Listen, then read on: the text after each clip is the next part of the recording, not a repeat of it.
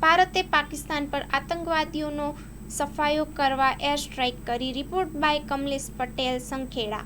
ભારતે પાકિસ્તાન પર હવાઈ હુમલા ચાલુ કરી દીધા છે. એના વિષય અનુસંધાનમાં એટલું કહીશ કે આપણે જે સત્તા બાગડોળ જે વ્યક્તિના હાથમાં છે, નરેન્દ્રભાઈ મોદી, એમાં દરેક ફેસલા સર્વોપરી છે. આ પહેલા પણ રામજી મંદિરના મુદ્દે દરેક પ્રશ્ન કેટલા વર્ષોનો હતો તે સોલ્વ કર્યો હતો.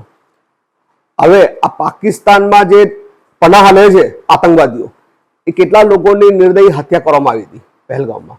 એની પહેલા પણ આવું ચાલતું આવ્યું હતું. અમને પૂરેપૂરી ખાતરી છે કે આતંકવાદ નેસ્તો નાબૂદ કરી દેશે અને પાકિસ્તાન એ 4 દિવસ પણ અમારી સામે ટકી નહીં શકે.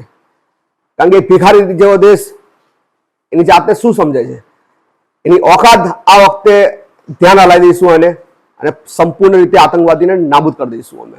અને દરેક વ્યક્તિ દરેક હોસલાથી જોશથી ભરપૂર છે અને એમનો સાથ સરકારનો ભરપૂર રીતે આલીશું દરેક રીતે. જય હિન્દ, જય ભારત. સચિનભાઈ પંડિત. ભારતે એર સ્ટ્રાઇક કરી છે એ ખૂબ જ વ્યાજબી કરી છે અને પાકિસ્તાનમાંથી વર્લ્ડમાંથી આતંકવાદ નેસ્ત નાબૂદ કરી નાખવાનો મોદી સરકાર અને નરેન્દ્રભાઈ મોદીનો આખો